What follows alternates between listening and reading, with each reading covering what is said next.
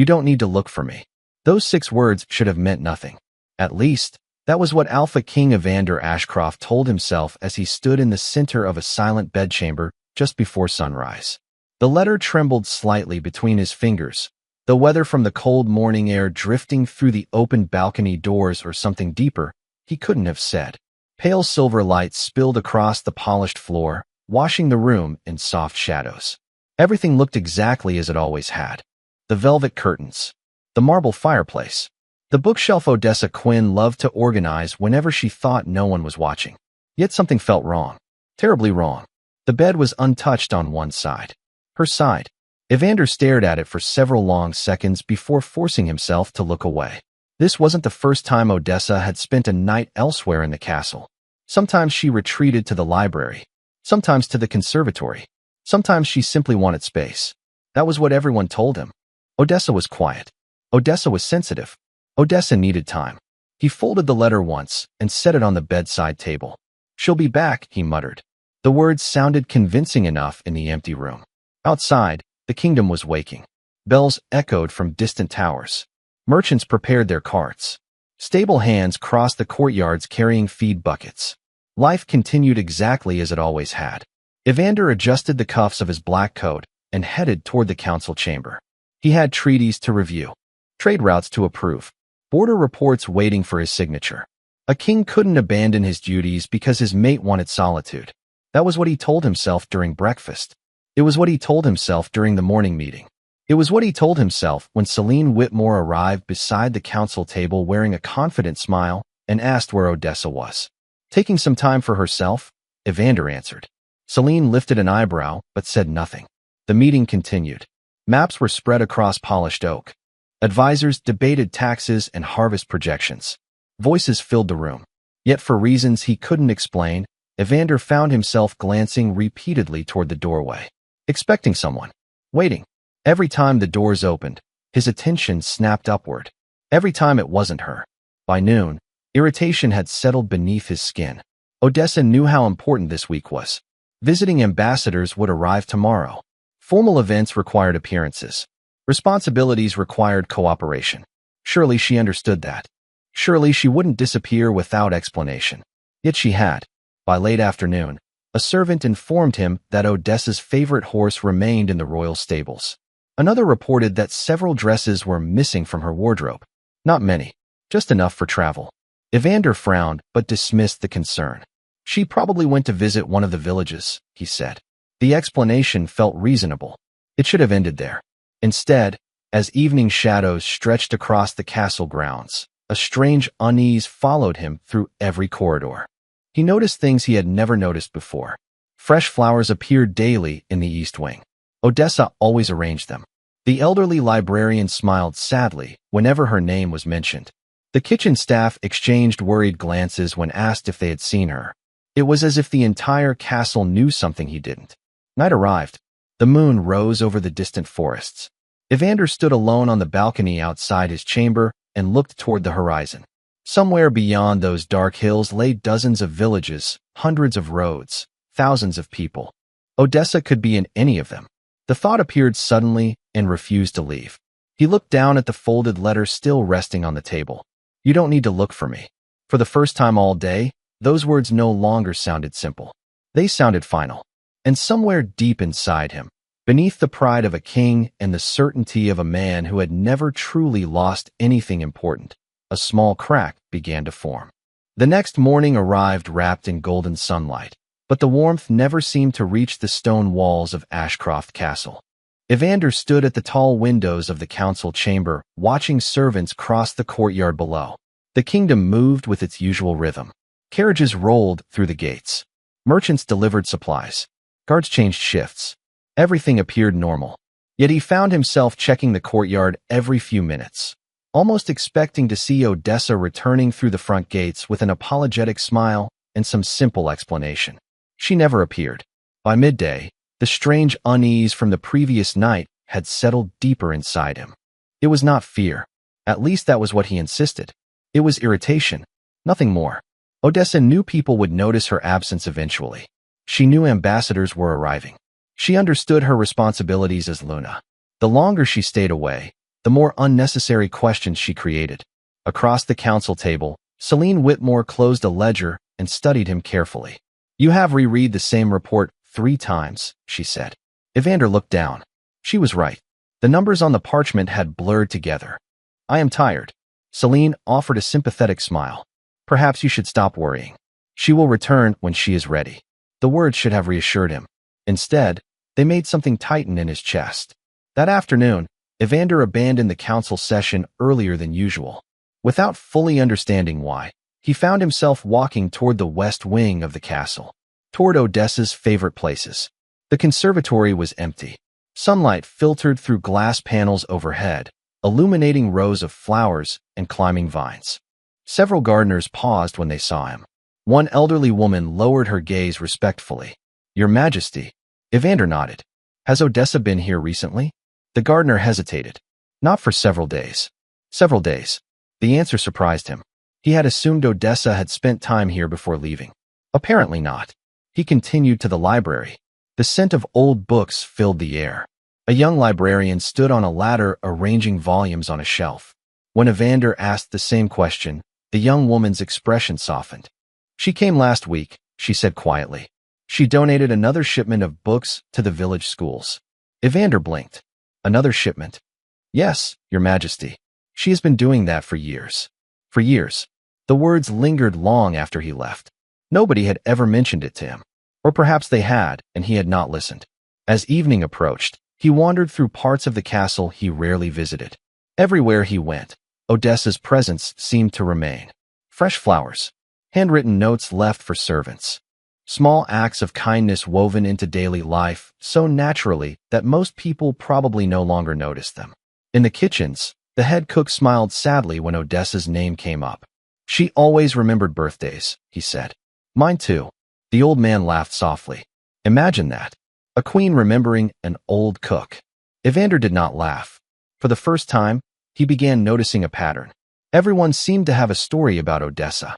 Everyone seemed to carry some memory of her kindness. Yet when he searched his own memories, he found surprisingly few. Formal dinners, public ceremonies, quiet evenings where she sat across the room reading while he worked. He suddenly realized how often she had been present without truly being seen. Night settled over the kingdom once again. Returning to his chamber, Evander found himself staring at the folded letter resting where he had left it. Slowly, he picked it up and read those 6 words again. This time they felt different. Not like a request. Not like anger. Almost like a farewell. Outside, a cold wind swept across the castle towers. Somewhere in the darkness beyond the kingdom's roads, Odessa Quinn was walking toward a future he knew nothing about. And for the first time since she disappeared, the possibility entered his mind that she might not be planning to come back at all. On the 7th day, the silence stopped feeling temporary. It became something else. Something heavier. Something impossible to ignore. Evander sat alone in his private study long after midnight, staring at a map spread across his desk.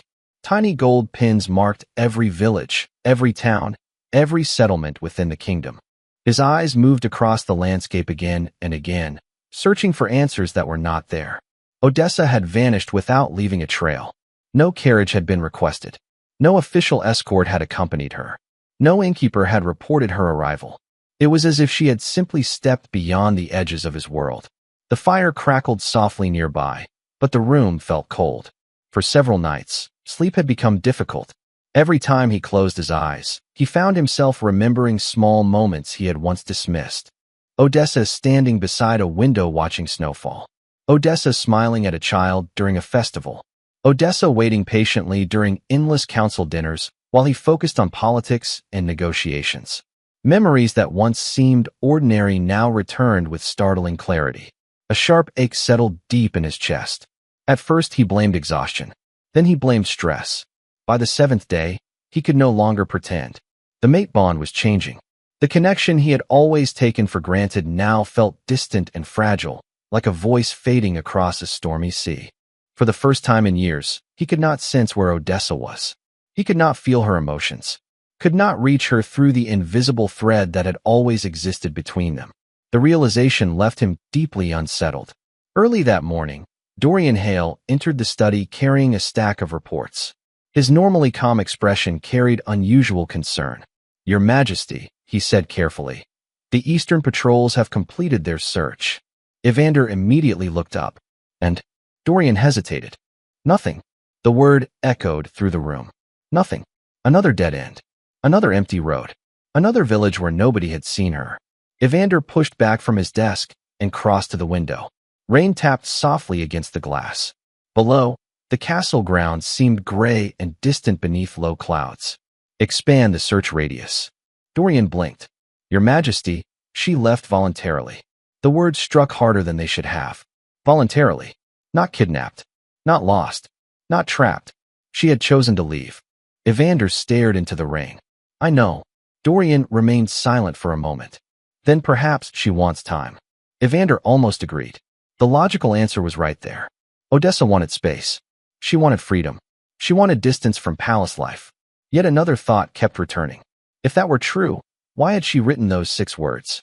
Why did they sound less like a request and more like goodbye? Later that afternoon, he walked through the castle alone. Servants bowed as he passed. Guards stepped aside.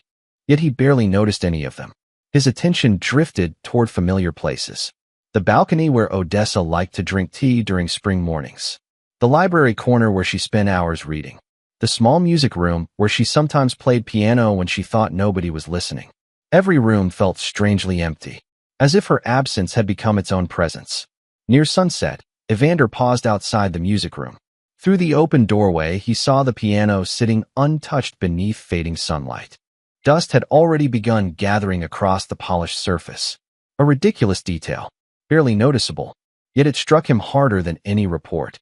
Odessa had always kept it spotless. Suddenly, the castle no longer felt like home. It felt like a monument to things he had failed to notice while they were still within reach. As darkness settled across the kingdom, the ache within the bond deepened once more. Evander pressed a hand against his chest and closed his eyes. Somewhere beyond mountains, rivers, forests, and distant roads, Odessa Quinn was still walking away. And for the first time since she disappeared, fear finally replaced certainty.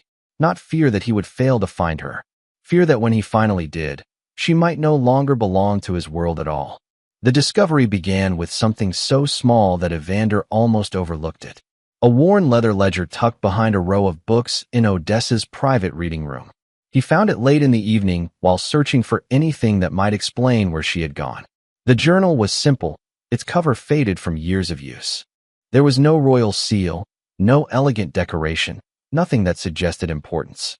Yet the moment he opened it, he realized he was holding a part of Odessa's life he had never known existed.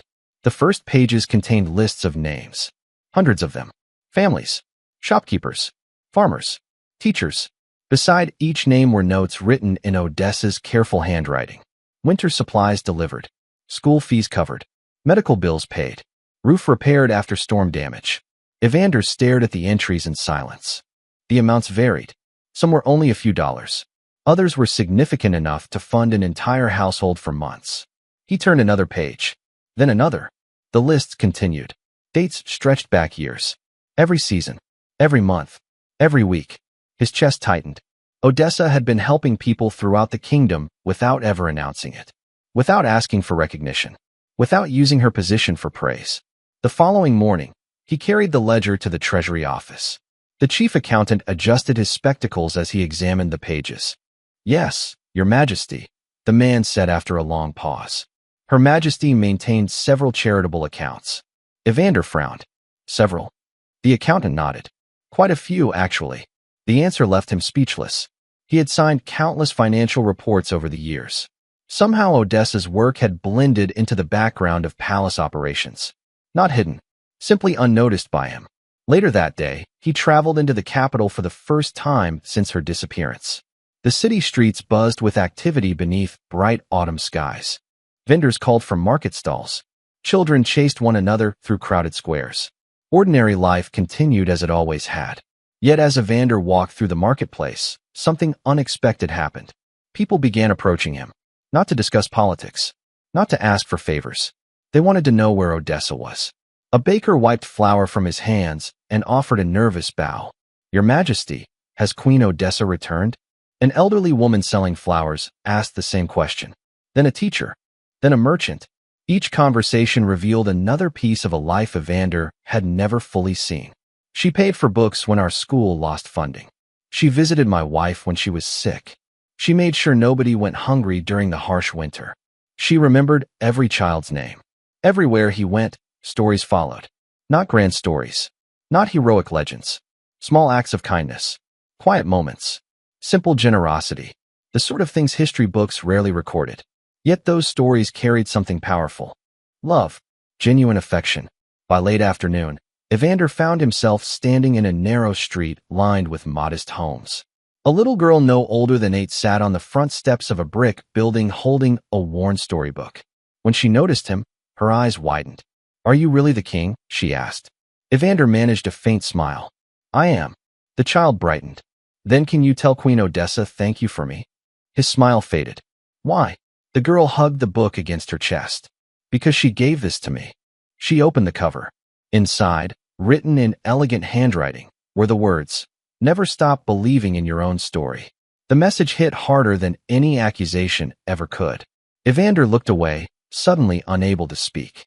As evening shadows stretched across the city, he returned to the castle carrying the ledger beneath one arm and a growing weight inside his heart. For years, Odessa had been changing lives across the kingdom. Thousands of people knew her kindness. Thousands of people carried pieces of her generosity. And the painful truth becoming impossible to escape was that the one person who should have known her best had spent years seeing only the queen beside the throne instead of the remarkable woman standing there all along. The stories followed Evander everywhere now. No matter which road he traveled or which town he visited, someone always spoke her name. 2 weeks had passed since Odessa disappeared, and the kingdom seemed to feel her absence in ways he was only beginning to understand. The realization haunted him. One gray morning, he rode north with a small escort through rolling farmland brushed with autumn gold. The air carried the scent of fresh hay and distant rain. Farmers paused in their fields as the royal party passed. Children waved from fences. Life continued as it always had. Yet beneath the ordinary rhythm of the kingdom, something had changed. In village after village, Evander heard the same question. "Have you found Queen Odessa?" The words came from shopkeepers, teachers, blacksmiths, and mothers carrying baskets of groceries. They asked with genuine concern, not curiosity. They missed her. At first, he answered politely. By the 10th time, the question became difficult to hear. By the 20th, it felt like a reminder of his failure. Her expression shifted from surprise to sadness. "Your Majesty." Evander nodded. "I did not mean to interrupt." The teacher smiled faintly. The children were actually talking about her today. He already knew who she meant. Inside the classroom, colorful drawings covered the walls. In one corner stood a shelf filled with books. Hundreds of them. New books. Well-cared-for books. The teacher followed his gaze. Queen Odessa donated every one. Evander stared at the shelf. All of them. Over several years. She brushed a hand across one of the covers. Most of these children would never have owned a book otherwise. The teacher hesitated before continuing. She visited every spring. She read stories to them herself. Something tightened painfully in his chest. He tried to picture it. Odessa sitting among children, reading aloud, laughing with them. Somehow the image felt both familiar and completely new. As evening approached, word of the king's visit spread through the village. Residents gathered in the town square. Not because of him, because they hoped he might have news about Odessa. An elderly man stepped forward carrying a walking cane polished smooth with age. "She paid for my surgery 3 years ago," he said quietly. "Never asked for thanks." Another woman spoke next. "When my husband passed away, she visited every week until I was able to stand on my own again." Then another voice joined. Then another. One story became 10. 10 became 20. The square filled with memories. Small kindnesses. Quiet acts of compassion. Moments that had changed lives. Evander listened in silence. Each story revealed a version of Odessa that seemed larger than the woman he thought he knew. Not because she possessed secret power or hidden status. Because she had spent years seeing people. Truly seeing them. In ways he never had. That night, back at the castle, Evander stood alone on the highest balcony overlooking the sleeping capital. Thousands of lights glowed below like scattered stars. Somewhere within that vast kingdom lived countless people whose lives Odessa had touched.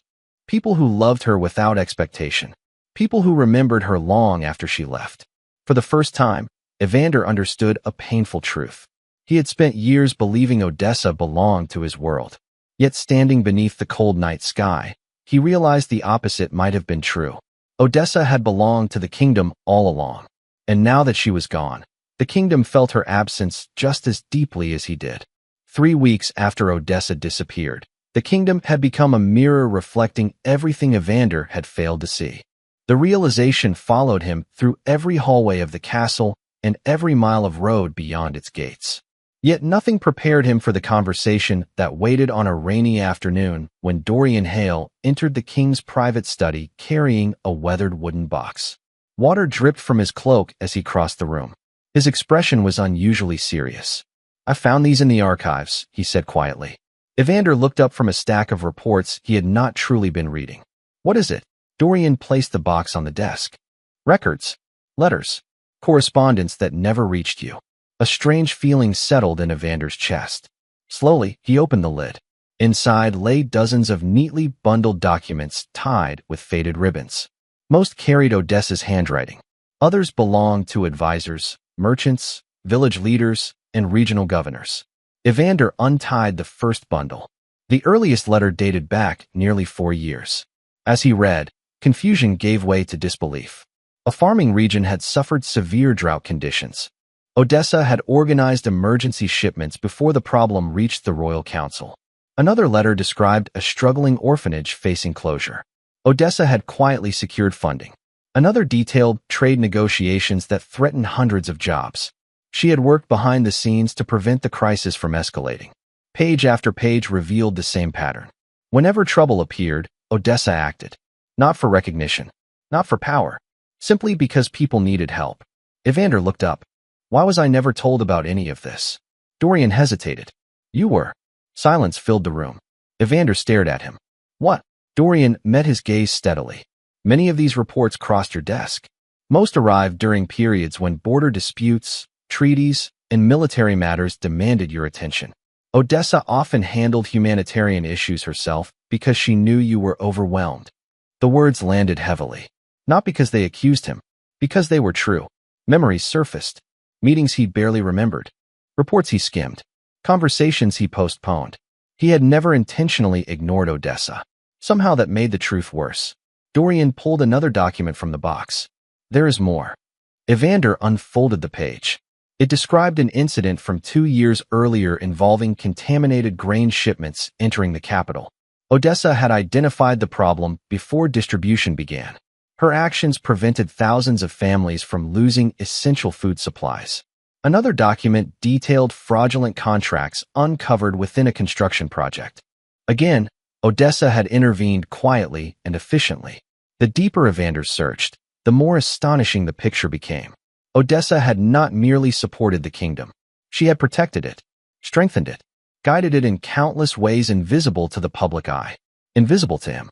As evening settled outside, rain streaked across the tall windows. The study grew darker. Neither man moved to light additional candles. "Why did she never tell me?" Evander finally asked. Dorian looked toward the storm beyond the glass. Perhaps because she was not doing it for praise. The answer hurt more than any criticism could have.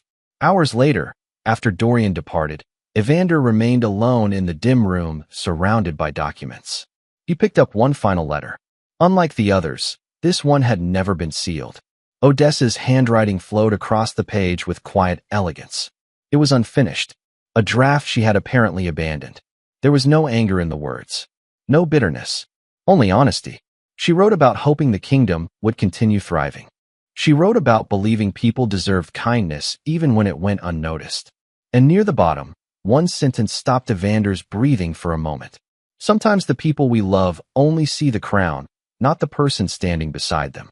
The room felt impossibly still. Outside, thunder rolled softly across distant hills.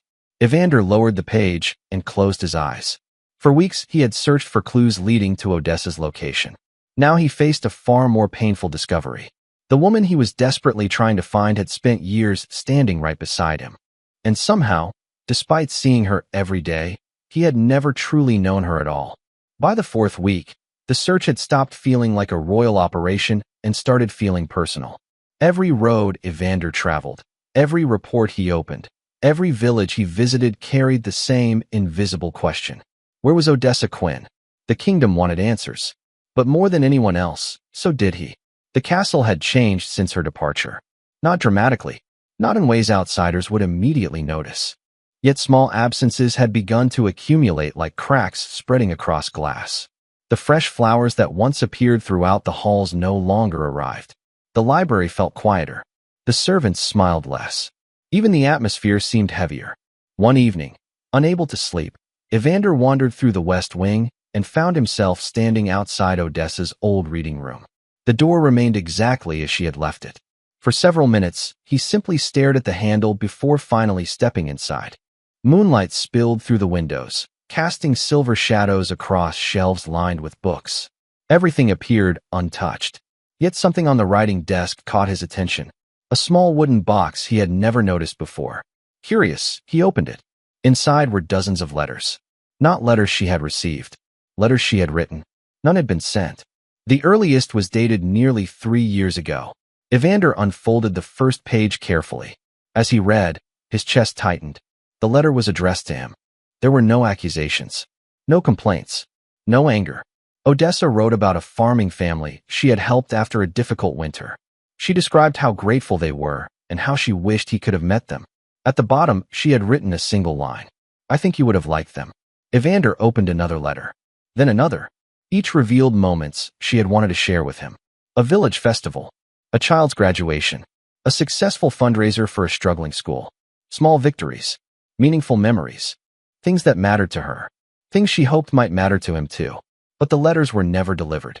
Some stopped halfway through a sentence. Others ended with unfinished thoughts. It was as if she had started writing, then changed her mind. As if part of her already knew he would be too busy to listen. Near the bottom of the box sat the final letter. Unlike the others, it had been folded several times.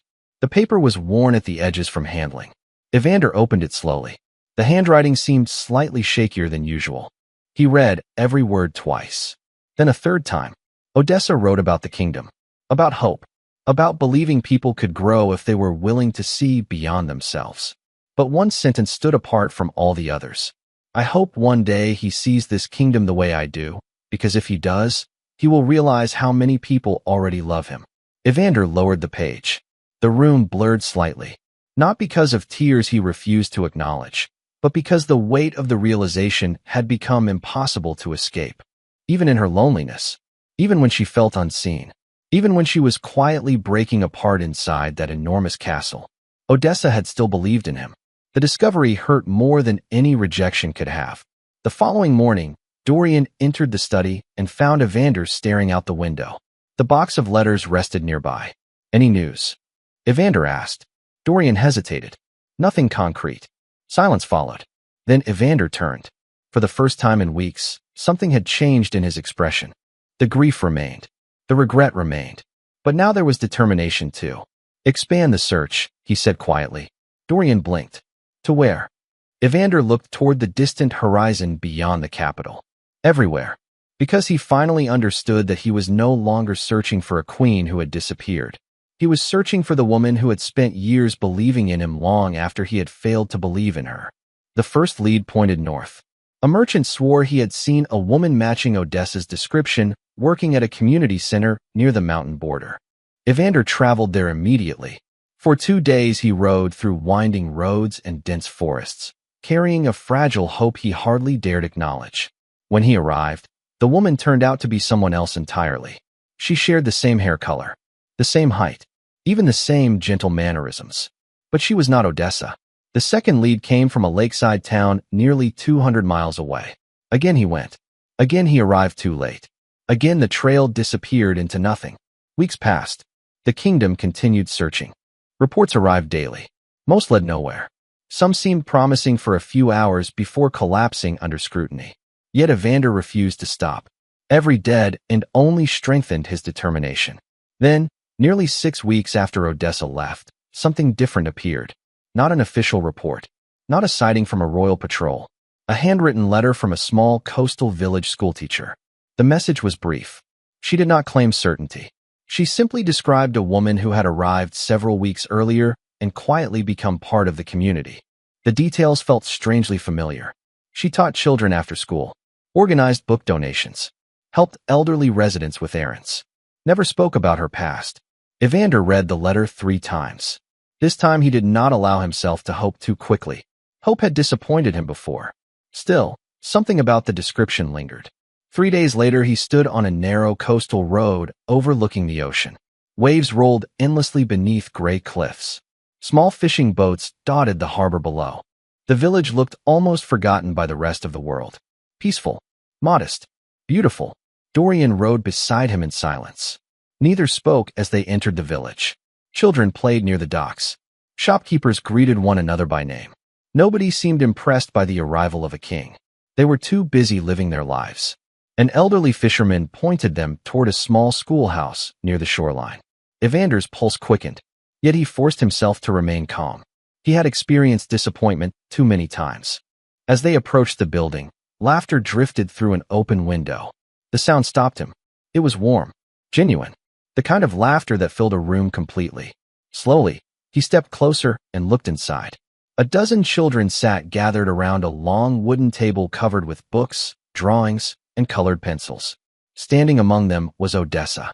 For a moment, he forgot how to breathe. Sunlight streamed through the windows behind her, wrapping everything in soft gold. She wore simple clothes. Nothing royal, nothing expensive, yet she looked more radiant than she ever had inside the palace. One little boy tugged on her sleeve, proudly showing her a drawing. Odessa laughed and crouched beside him, listening as if his creation were the most important thing in the world. Another child held up a book, asking a question. She answered patiently, completely present, completely engaged. Evander remained outside the window, unseen. Something inside him shifted. All those weeks of searching, all those sleepless nights, all the regret and guilt and longing. Suddenly none of it mattered as much as the sight before him. Odessa was happy, truly happy, not performing happiness, not pretending, not enduring, living. The realization hurt and healed him at the same time. Because for years he had assumed she needed the palace, needed the title, needed him. Standing there beneath the coastal sun, he finally understood the truth. Odessa had never needed any of those things. The children noticed him first. Their excited whispers spread through the room. Odessa turned toward the window. Her smile faded into surprise. Their eyes met across the distance. The room fell silent. Neither moved. Neither looked away. Weeks of separation seemed to collapse into a single heartbeat. Then Odessa slowly stood. Calm, composed, stronger than he remembered. And for the first time since she disappeared, Evander understood that finding her was not the end of the journey. It was only the beginning. The following morning arrived beneath a sky washed pale blue by the sea. Evander had expected Odessa to ask him to leave. Part of him believed she should. Instead, she simply returned to her routine. She opened the schoolhouse before sunrise. She organized books. She helped prepare lessons. She greeted children by name as they arrived one by one. And for the first time in his life, the Alpha King found himself standing quietly on the sidelines, watching. Odessa never asked him to stay, but she never asked him to go either. So he remained. The first day felt awkward. The second felt humbling. By the third, something unexpected happened. He began helping. A leaking fence needed repairs behind the schoolyard. Evander spent an afternoon fixing it alongside local residents. A delivery of donated books arrived from a neighboring town. He carried boxes until his shoulders ached. An elderly fisherman struggled to organize records for a community fundraiser. Evander sat beside him for hours sorting paperwork. Nobody treated him like a king, and for once, he did not want them to. Every evening, he returned to the small guest cottage the village had offered him and reflected on the life Odessa had built. She knew every family, every child, every teacher, every shopkeeper. People greeted her with genuine affection. They trusted her, not because of a title, because she had earned that trust through countless small acts of kindness. One afternoon, nearly a week after his arrival, Evander watched Odessa helping a little girl learn to read. The child stumbled over several difficult words before finally reaching the end of the page. Her face lit with pride. Odessa smiled and celebrated the achievement as if it were the greatest victory in the world. Something inside him shifted. He finally understood why people remembered her years after meeting her. Odessa made others feel important, seen, valued. The realization carried both admiration and regret. Later that evening, they walked along the shoreline together. The sun drifted toward the horizon, painting the ocean gold. For several minutes, neither spoke. The silence felt different now, less painful, more honest. Finally, Odessa stopped near the water's edge. "The children like you," she said. Evander laughed softly. "I think they mostly enjoy giving me difficult jobs." "That too." Her smile appeared briefly before fading. The waves rolled gently onto the sand. Odessa looked toward the horizon. "You have changed." The words caught him off guard. "I am trying to." She nodded slowly. "I know." For a moment, neither moved. Then Evander turned toward her fully. "Odessa, I cannot change the past." His voice remained quiet. "I cannot erase the years when I failed to see what was right in front of me." She listened without interruption. "But if there is any future for us, I want it to be different." The evening breeze carried the scent of salt water between them. Odessa lowered her gaze briefly before meeting his eyes again. "Do you know what frightened me most before I left?" Evander shook his head. "That nothing would ever change." The honesty in her voice struck deeper than any accusation, because it revealed how long she had carried that fear alone. Slowly, Evander lowered himself onto one knee in the sand. Not because he believed a gesture could solve everything. Not because he expected immediate forgiveness, but because some moments demanded humility. "Then let me prove that it can." Odessa stared at him. The ocean shimmered behind her beneath the fading sunlight. Tears gathered in her eyes, though her expression remained calm, strong, thoughtful. After a long silence, she offered her hand. Evander looked at it, almost afraid to move. "I am not ready to return to the palace," she said softly, "and I am not promising what comes next." He nodded immediately. "I understand." A small smile touched her lips. "But perhaps we can start with tomorrow." For the first time in many weeks, the ache inside his heart eased. Not because every wound had healed, not because every problem had vanished, but because hope had finally returned.